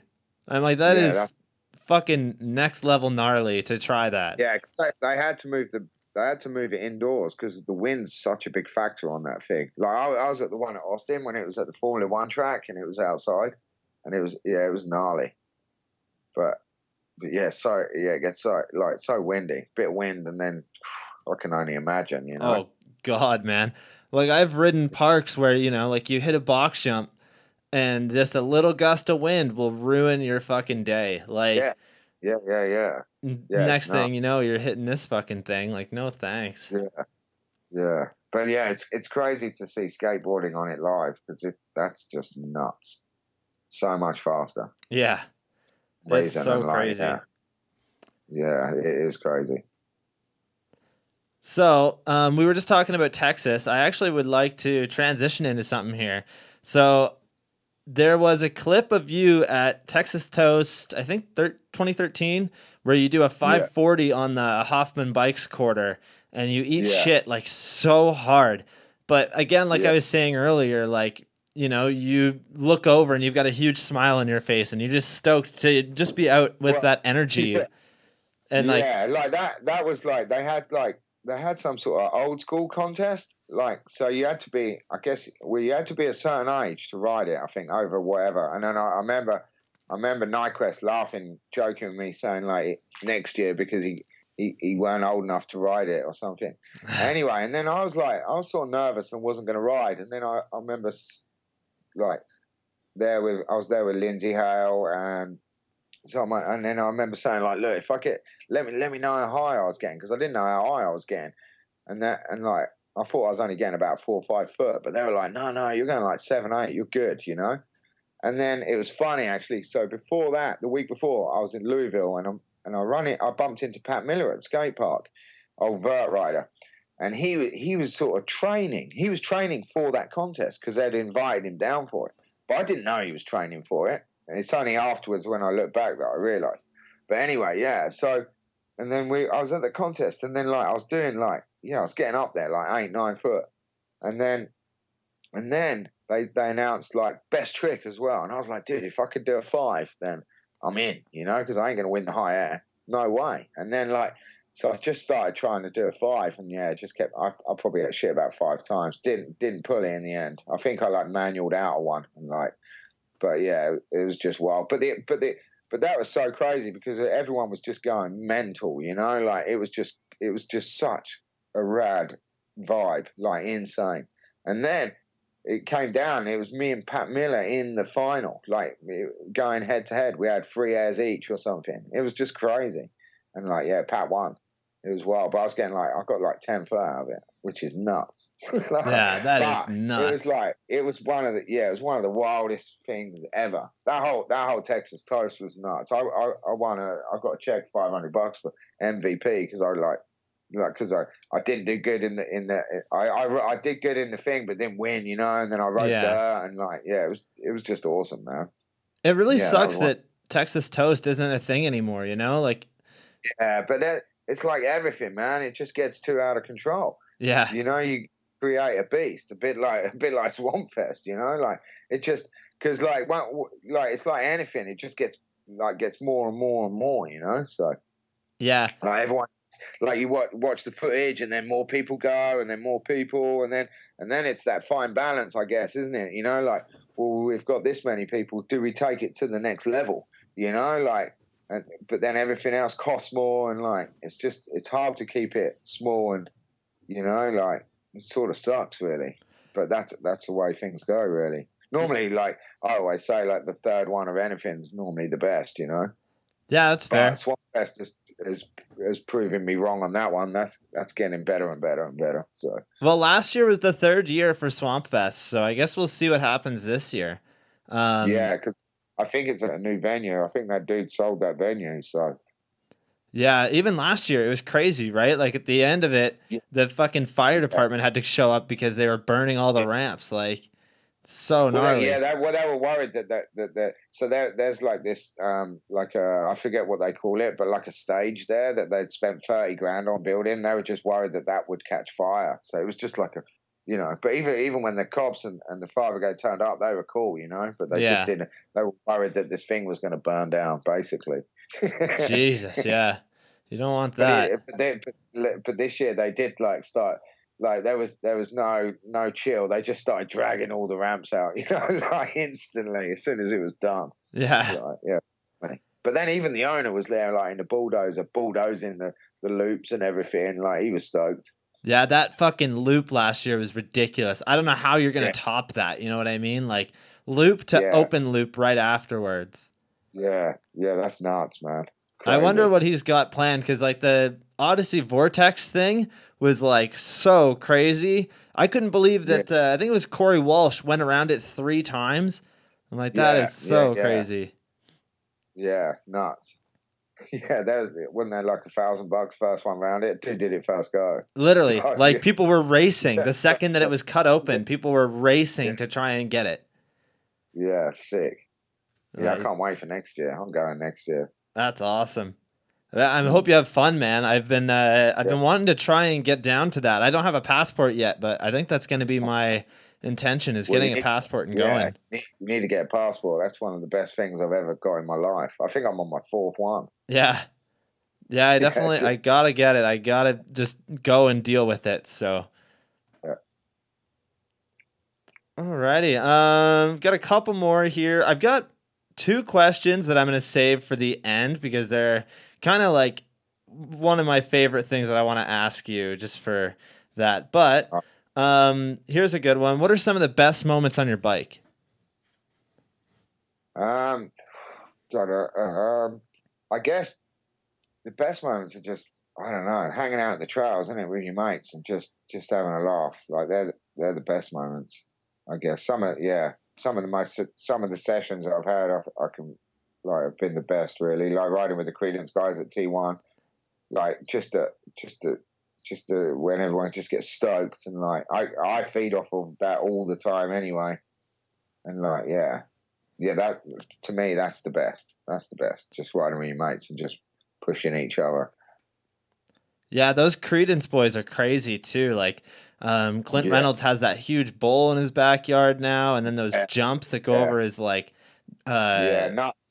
I think Nut is one of the most underrated ones. Oh, for sure. Just because he's so mad, he's got mad skills on everything. Like, he's definitely one of my favorites, and such a funny dude to hang out with as well. Right? Yeah. Yeah, that actually transitions perfectly into my next one here, which was. Want to name off some riders that you think are underrated or deserve more credit? So we've got Nutter on there. Well, yeah, definitely Nutter. Matty from Credence. I don't know, really. Like I don't know. I would just say Matty. And I mean Nutter, really, because like, yeah, those dudes are pretty crazy. He's so bad after everything. Like he'd break himself and then just go to the skate park and just manual. For like weeks, you know, like because he can't do anything else. Wow. And I've just seen it. You know, he's like, no, I'm not riding the jumps. I'm hurt.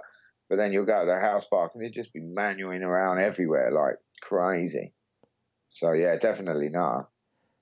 I can't really think of anyone else off my head really. So. No, that's okay. All right, so.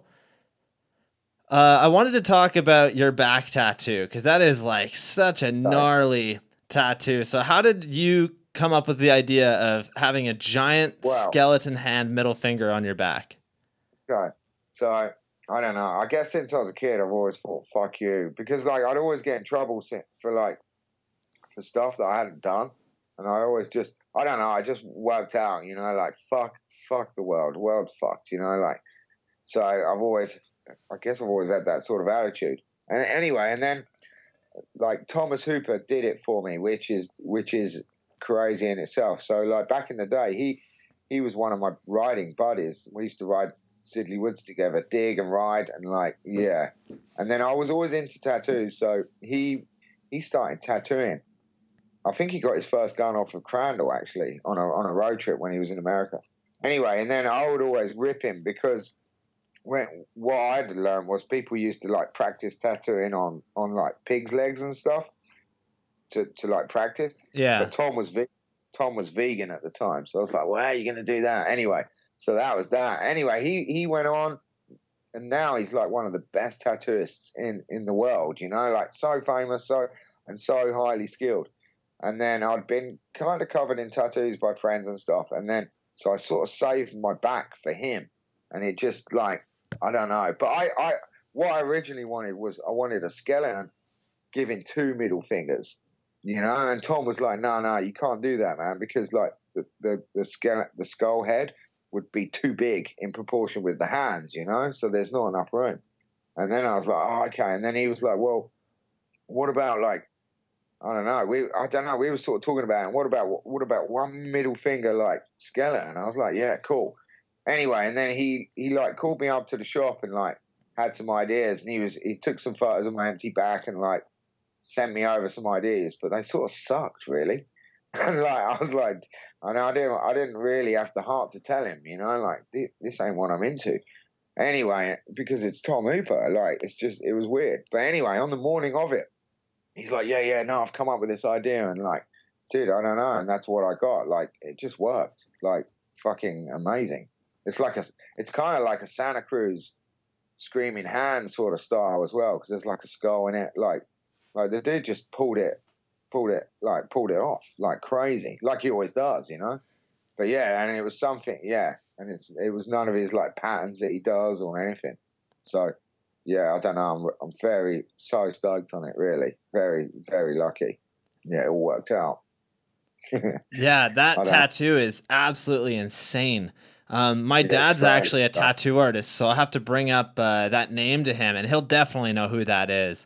Yeah, I would have thought so. Like he's so famous, and the thing is, like, it's crazy that we grew up together riding, and like, yeah, it's kind of rad in a way.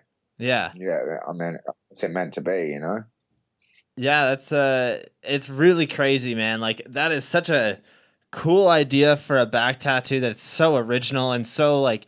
You know, people say that tattoos need to be personal. I don't think so, but I also kind of do at the same time. I'm like, everybody should have one that's personal, and I think that one is definitely like screams the Fids. I guess they're all personal, but everyone tells a story. Like it's funny. Like when people get stuff covered up, I'm like, why? It just tells a story, and like actually at the end of the day, no one really gives a shit. No one cares. Yeah, only you. Like it's weird. Yeah, I don't know. No, that's fair. I actually got tattooed the other day, actually, for the first time in a long time. What'd you get? My friend, it's a skeleton doing a hand plant. Oh yeah, I saw that. It's taken from a picture that Sandy Carson shot of me at House Park. So it's that photo, and then, but my friends, I did the shop fit for them, and then like four years ago, and then they were like, we're tattoo you. I was like, okay, cool, and then yeah, I finally cashed it in and got it done. So, but yeah. Stoked on it, but I was like the other day, it was on my side, and I was like, you know what? I'm never getting another tattoo. This sucks. Like, yeah, the ribs aren't fun. My back was like, I think I don't know, 6.5 hours maybe non-stop. Oh wow! Like all in one hit. Yeah, I just went for it because I said to him as well. I was like, dude, I don't want to walk around with a half-done tattoo. I don't know when I'm going to see you next or what. You know, like yeah, that was part of the deal as well. I was like, we got to do it in one, you know? Yeah. It fucking sucked. I'm not gonna lie. Like, it bruised round onto my ribs and everything. It was crazy. But, done it. There you go. Yeah, I have both my arms completely covered. I have the top of my hand on one hand, and then I have my ribs done on the left side. And next is, like, literally my entire chest from, like, pretty much my neckline right down to my gut. So, that'd be a good one. like Yeah, full stomach definitely, as yeah. well, everything. Like that's gonna be a fun one Yeah. for sure. I definitely found Yeah. that ribs were kind of like one of the worst spots to get it, but the top of the hand is like it really fucking sucks to get it there. Well, yeah, I got them, but I didn't think that really sucked. I'll tell you what, like, yeah, I got my ribs done the other day, like that, like, and it just sucked. But my first ever big one was on my ribs on the other side, so that was like a long time ago. I forgot about that. Yeah. But I've also got Leland, like a portrait of him on my butt cheek, and he's got me on him, and dude, that is the fucking worst. Like that sucked. I think that mine was 3.5 hours or something, and it just sucked. Like on your butt cheek. You So, would think that it yeah. wouldn't be that bad, but apparently it's like the worst. That's all Well, like what it's I've just heard. so tender, innit? You don't ever touch it or guess what, you know. So Yeah. yeah. Yeah, that's fair. All right, so I've only got a couple more here. So, what do you think we could use more of in BMX, and what do you think we could go without? Use more of. Oh, I don't know. Don't know. Just be cool. I think like it would be rad to have more dirt, more jumping around. Really, what I've noticed lately, people really want to jump more. You know, like I don't know. Maybe it's like the old FBM graphic that that where they got the bit of wood on the brick. You know, Yeah. like, that just says it all. You know, and then like yeah, it's funny. Like I went to this new skate park the other day, and they had like 2 little box jumps in a row. And then a vert wall, and dude, it was like a hamster's wheel. The kids were on it like non-stop. It was like nuts. So I think I don't know. For me, I'd think yeah, definitely that, and then less of I don't know all the little nibbling around. I don't know. Yeah, no, that's fair. I don't. Yeah, I guess. I don't know. I mean, it's weird being old and I'm stuck in my ways now. I know what I like, and that's it. And I don't care. I'll just do what I want to do. Yeah, for sure. But then also I see so many people like the little like the street nibblers or whatever, and then they go to a park or they go to like a little set of jumps, and they have so much fun. Like it's undeniable, you know. Yeah, I guess it's all different for each person, you know? Like the reason I ask that question in general is because you are an older rider that's been around for quite a while, and I just wanted to hear somebody else's opinion on it, you know? So yeah, yeah, I don't know, yeah. No, I like that. That's a good those are good answers for that. All right, 4 more and that's it. So, who are some of the riders you've looked up to over the years? They don't have to be pros. They could just be anybody that you looked up to. Definitely Joe Rich. Definitely Hoffman. Griffin back in the day. Definitely Griffin. Like, and I learned so much from each of those as well. And then even now, like Chase Hawk, fucking so cool, so amazing. Like, I want to be him.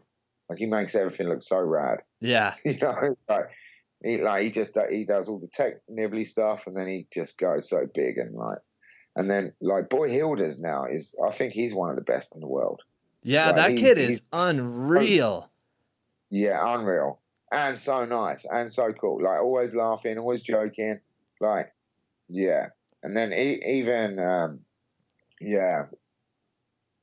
other Australian as well. Just one band. Fucking awesome. Jason Watts.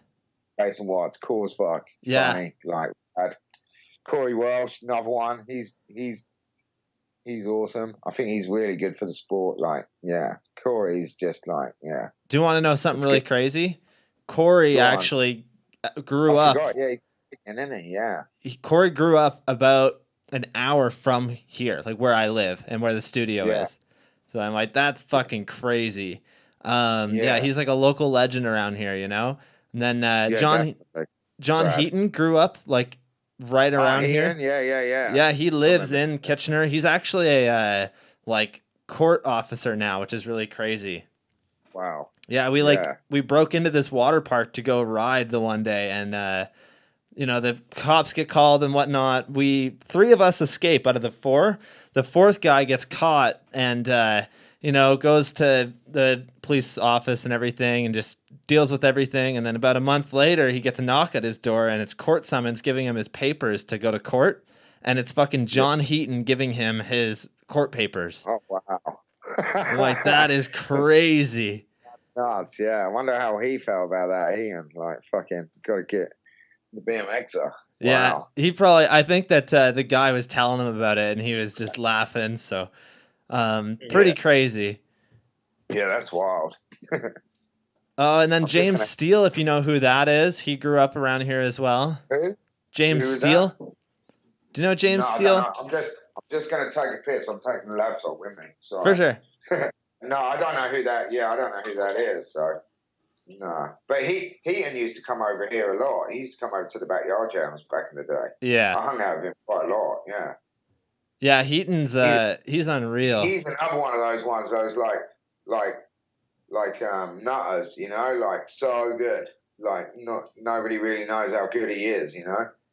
Yeah, Heaton. He's really underrated, like in my mind at least, because nobody nowadays knows about him. And I've tried to hit him up a couple times to come on the show, but he's never replied. And I understand, like it's hard for him to even like do any of that stuff, especially with his job and whatnot. So he really doesn't even get to ride too much anymore. Yeah, that's weird. Yeah. Oh well, it happens. Yeah. And then, just a couple more here. So, how do you feel about helmets? I noticed that you didn't really wear one a few years back, and now you almost always do, right? Yeah. That's a weird one. Like, but then it's like, what happened with Aiken's pretty nuts. And then, like, it's just weird, man. Like, back in the day, it was cool not to wear ones. But then also, we weren't going that big, or I wasn't, and then now it's like I was talking to one of my friends, Bambi, about it, and I was like, because he KO'd himself once, and I was like, dude, man, like shit's changed now, like where we used to chill at like 2-3 foot over the hip is now 6 to 8, like it's different. So like, and it's just and then also I don't know, getting older, like I just think to myself, you know what, I've actually survived. I've done all right. Like now, why not? Like it makes sense, Like, yeah, for sure. I guess just sort of like wisened up to it. But yeah, I wear it. It's funny because I tried to bring in this helmet rule at the skate park for coaching, and when we were doing the coaching, we was talking about that. I was talking about it with one of the top coach dudes in other sports, and I was saying skateboard and BMX is so different, like so different. Like on a BMX, even in the street, you can fall over and you're tangled and you'll go down and you'll hit your head. As where on a skateboard, it's so different. It's very unlikely you're going to, although you're not. But I was like, skateboarders will wear a helmet when they ride vert, always. Like you won't see one without, No, that's very true. Yeah, it's just crazy. So yeah, they tried to bring this rule in where we had to wear helmets. Everyone had to wear helmets all the time, even when you wasn't on your bike. Where I was coaching, and it was just sort of silly, really. And but then I didn't even realize that when I would coach skateboarding, I wouldn't even wear a helmet. But every time I coach BMX, I wear one because I'm always on and off my bike. I didn't even think about it until that rule came in, But yeah, I wear one all the time now, like because you never know. Yeah, that's pretty much just the only way you can even answer that question is you never know. Yeah. Like, look at Scotty Kramer. That's such a good case of it. And like, he was wearing a helmet. Yeah, he had one on. Like, crazy. It's so crazy. Like, he's definitely spun it to be a positive thing. And like, that guy can adapt with anything. And it's very clear. Like, it's funny. Like, if we didn't have to wear helmets here on my motorbike, I wouldn't wear one. Because like if you're coming off your bike at that speed and that, you're fucked anyway. Yeah. Like you're done. Like. But yeah, I don't know. I wear one all that just because it's just so different. I go so much bigger and faster now, than we ever used to. So it's really changed. Yeah, that's. I remember years ago, like riding a contest, and they're like, "You got to wear a helmet." I'm like, "All right," and then like my first jump would be a no-hander and throw my helmet off. And then just tear around the course, like. That's hilarious. But yeah, I wear one always. All right. It feels weird not to wear one now when I ride. No, that's very true. That's a good feeling though. Like if you feel like you can't ride without it, that's a really good spot to be in. Yeah. I just changed the lining in mine, and I forgot to take the skate park the other day, and I had a little ride, and it was odd. I just ended up just chilling. Yeah. Yeah. Mm. All right, so I got two more, and they're connected, so it should be pretty quick. But we all know that you ride the Source, and the Source has the biggest contest of the year, at least in my mind, which is Battle of Hastings. A few years back, you actually had made a team, and you were like a part of the event. And on your team, you had Mike Hucker, Matt Berenger, and Jordan O'Kane. So I got to say, that's a hell of a team. And just tell us about being on the course during Battle of Hastings and how crazy it actually is. Well, it is nuts. And if I had to do it again, I wouldn't do it again because there's too much pressure. Like at the beginning of that year, I snapped my leg and I don't know, and then even a few weeks before that contest, I went riding at the Woodyard Jam and I was eating shit because I was like, I don't want to hurt myself for the contest, really worried about it, really.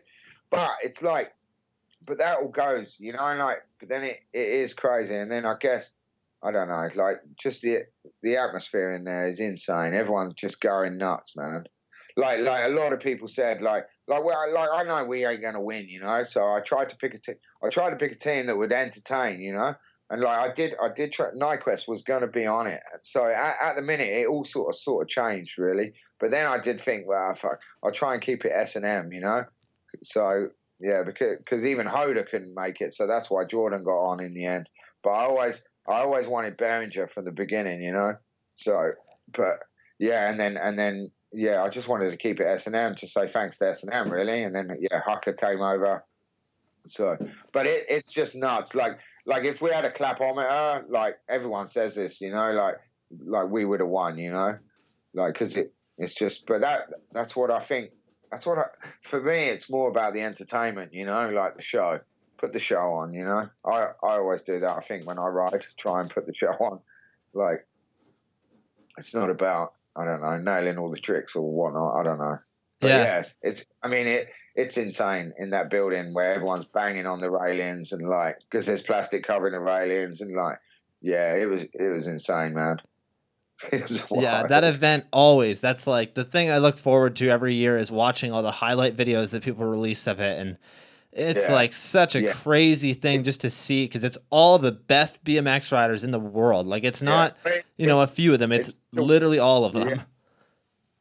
Yeah, it's weird. It's a weird setup, but then it's you have the best in the world picking their friends or the best that they like, so it's kind of weird, Yeah, it's kind of cool. Yeah, it's good. Yeah, it's a really cool, and I like that it's a team thing. It's not a single person. I think that takes some of the pressure off, right? Yeah, they just done that at that Red Bull thing. They just done the same thing. Yeah, so, yeah, which is weird. I think it's kind of I don't know, I like that a little bit more for some reason, it is cool when people go to X Games and they win gold for themselves, but I kind of like the team aspect of it because you can have different riders that all do different things that could equal up to being the perfect team run, you know what I mean? Sergio did another one with Red Bull, that boatyard, and that was a team thing as well, I think, in the summer, just before the battle this year. Yeah. Yeah, it's I think it's rad. I think it takes the pressure off of one, Yeah, it definitely does. Yeah. Alrighty, Fids. I think we could pretty much end it off there. I had a lot of fun speaking with you today, man. Is there anything else that you want to chat about quickly or no? No, not really. No, all good. Cool. Awesome. Thank you. Stay on the line. I'm just gonna end it off here. So everybody that checked out the show today, thank you so much. And yeah, I'll see you guys in the next one. Peace.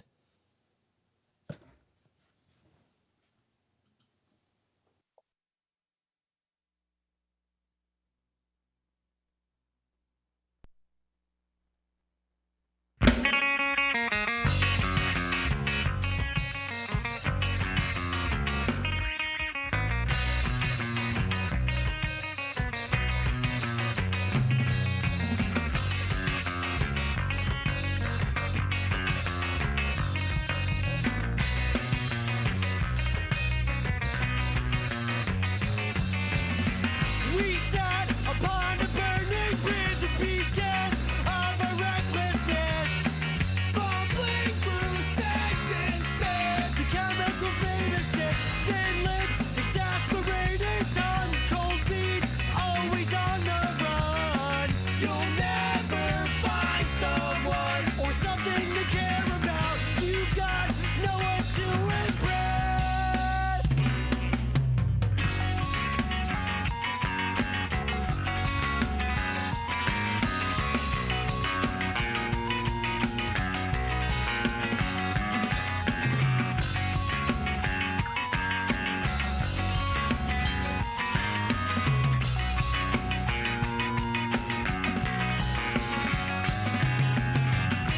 Sat around, we had too much to drink. Now our hearts start to sing like a beating record.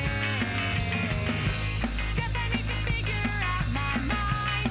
Guess I need some time to figure out everything that's going through my mind. Where are we headed? You've got no one to impress. You've got no one to impress. You've got no one to impress. Thin lips, exasperated tongue. Tell me, are we having fun? These run-on sentences never come to end. We've got no one to impress. So I'm giving up. I'm giving up. I'm giving up. I'm giving up. Yeah.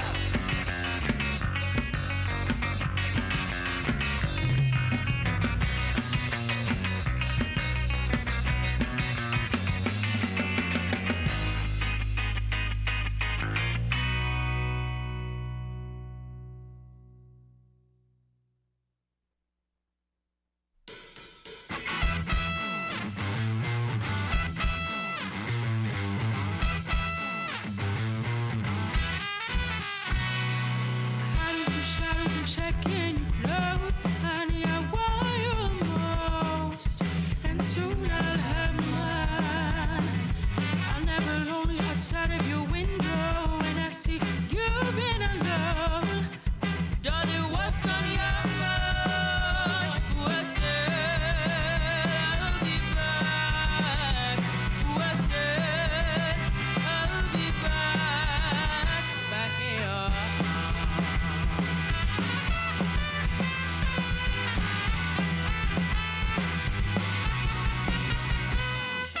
Hiding through shadows, still checking your clothes. Honey, I want you most, and soon I'll have mine.